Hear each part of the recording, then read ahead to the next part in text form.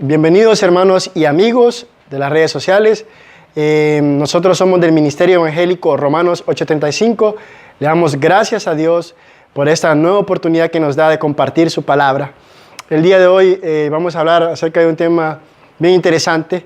Encontramos un relato en el libro de Números, capítulo 21, del versículo 5 al versículo 9.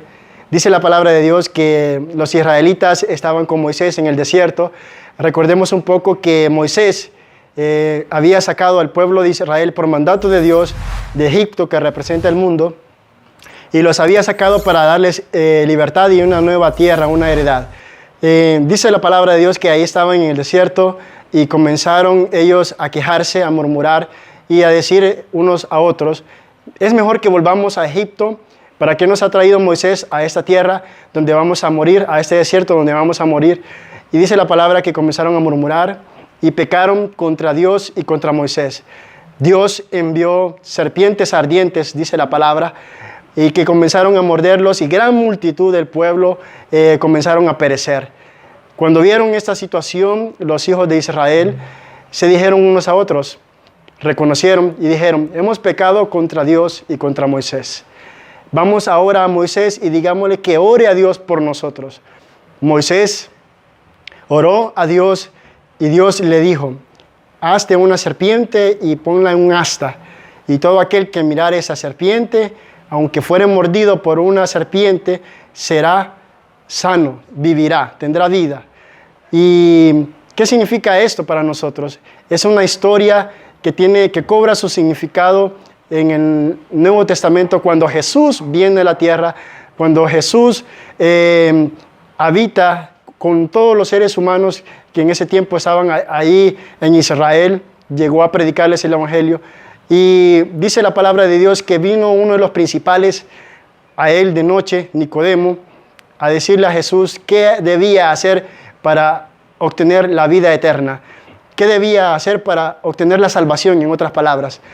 Jesús le dijo: así como Moisés levantó la serpiente en el desierto, es necesario que el Hijo del Hombre sea levantado, para que todo aquel que en él cree no se pierda, mas tenga vida eterna.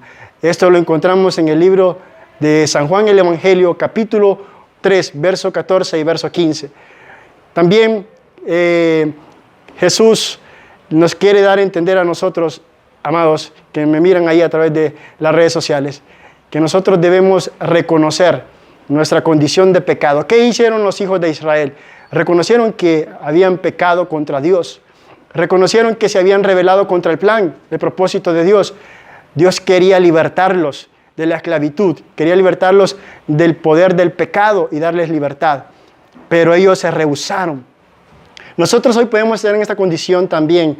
Podemos estar negándonos, rehusándonos, no queriendo aceptar el plan, el propósito que Dios tiene para cada una de nuestras vidas.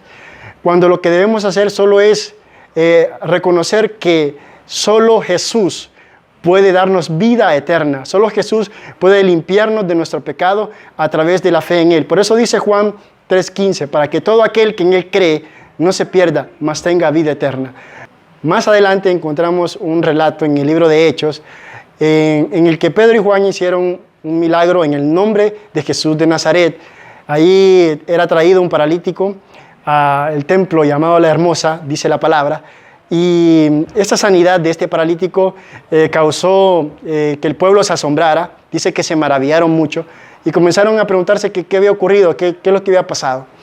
Pedro, tratando de explicarles a la multitud junto con Juan, les dijo en el capítulo 3, verso 22, que estaba escrito que Moisés le había dicho a los padres, en este caso a los antepasados, que Dios levantaría un nuevo líder, un nuevo profeta de entre ellos, al cual ellos tenían que oír.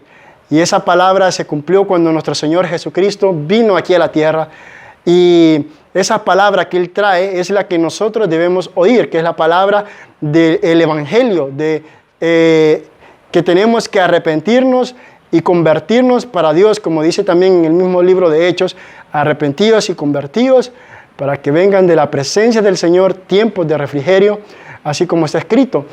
En el verso 25, capítulo 3, dice la palabra que el Señor Jesús tenía que ser, el Hijo del Hombre tenía que ser levantado para traer bendición conforme a la promesa que se le había dado a Abraham, que dice la Escritura, en tu simiente serán benditas las naciones, que es en Cristo Jesús. ¿Y cuál es esa bendición de la que hablaba los profetas, de la que hablaban los profetas? Es de que nos iban a dar una oportunidad a todos los hombres de convertirnos de nuestra maldad. ¿Y cómo nos vamos a convertir de nuestra maldad? Simplemente creyendo en la obra de redención de nuestro Señor Jesucristo. Como dice la palabra, todo aquel que en Él cree no se va a perder, sino que va a tener vida eterna y vida en Cristo Jesús. Mis amados hermanos y amigos, esta palabra es para nosotros el día de hoy. No nos rehusemos a su plan de salvación que ya desde antemano Dios ha preparado. Creamos a su palabra y no nos rehusemos, no seamos rebeldes como los hijos de Israel. Hoy en la actualidad nosotros simplemente creamos en su palabra, en su obra de redención, que es por medio de nuestro Señor Jesucristo, y vamos a tener esa vida que tanto anhelamos, esa limpieza de nuestros pecados que tanto anhelamos por medio de nuestro Señor Jesucristo. Así, hermanos, que el Señor me les bendiga, que el Señor me les guarde. Nos veremos en una próxima oportunidad, si Dios así lo permite. Que Dios les bendiga.